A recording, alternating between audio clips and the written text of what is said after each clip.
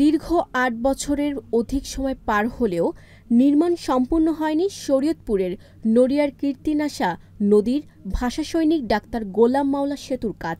দফায় দফায় প্রকল্পের মেয়াদ বাড়ালেও কাজের অগ্রগতি মাত্র ৫৫%। তবে এতদিন জিমেতালে কাজ চললেও গত ৫ আগস্ট আওয়ামী লীগ সরকারের পতনের পর থেকেই পলাতক রয়েছে সেতুর নির্মাণ কাজের ঠিকাদার। ফলে বর্তমানে বন্ধ রয়েছে কাজ। এতে সেতুর নির্মাণ কাজ নিয়ে দেখা দিয়েছে নতুন জটিলতা। এতে ৮ বছর ধরেই চরম দুর্ভোগে ২ উপজেলার মানুষ।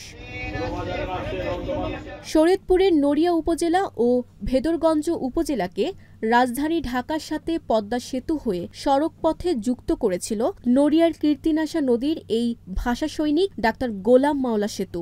২০১৬ সালে সেতুর পূর্ব পাশের সংযোগ সড়ক নদীগর্ভে বিলীন হলে এবং সেতুটি পুরাতন ও ঝুঁকিপূর্ণ হওয়ায় সেতুটি অপসারণ করে নতুন সেতু নির্মাণে উদ্যোগ নেয় সরকারের স্থানীয় সরকার প্রকৌশল বিভাগ। অনেক দুর্ভোগে আছি আমরা। এরপর থেকে পারাপারে অনেক কষ্ট হয়, অনেক সময় লস হয়। ব্রিজের কাজ ফলে কন্ট্রাক্টর চলে গেছে,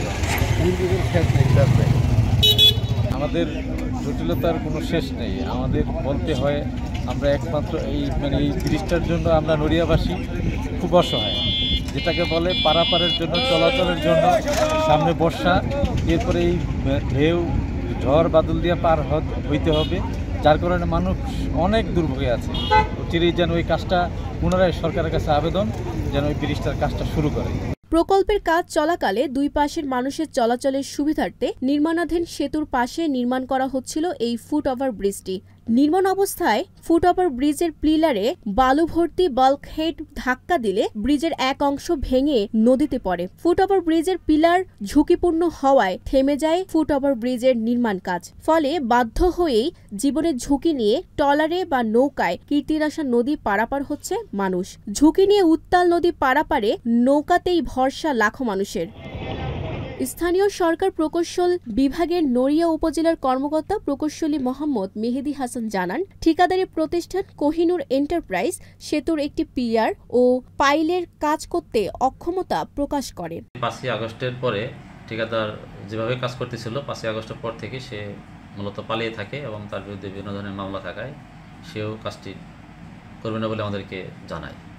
পরবর্তীতে আমরা তাকে ২৮ দিনের নোটিশ দিই, তাতেও কোনো রেসপন্স না পাওয়ায় তাকে বাতিল করার জন্য প্রকল্প পরিচালক মহোদয় বরাবর আমি সুপারিশ করেছি এবং সেটা অনুমোদন হলে এটা দ্রুত বাতিল করে এবং বাতিলের সাথে তার লাইসেন্স বাজেয়াপ্ত এবং তাকে রেভিনিউ আরকি 10% জরিমানা সহ তাকে শাস্তিমূলক ব্যবস্থা নেওয়া হবে। তারপরে নতুন করে আবার এস্টিমেট করে আমরা টেন্ডার করব এবং নতুন ঠিকাদার নিয়োগ করব। ২০১৭ সালে ভাষাসৈনিক ডাক্তার গোলাম মাওলা সেতুর নির্মাণ কাজের ব্যয় ধরা হয়েছিল ১৪,২৭,০০,০০০ টাকা, যা বারবার ঠিকাদার পরিবর্তন ও সেতুর নকশা পরিবর্তন করে সেতুর দৈর্ঘ্য বৃদ্ধি করায় সর্বশেষে ২০২৪ সালে এসে ব্যয় ধরা হয় দ্বিগুণের চেয়ে বেশি ২৮,৮৬,০০,০০০ টাকা। আর ফুটওভার ব্রিজের নির্মাণ ব্যয় ধরা হয় ১ কোটি টাকা।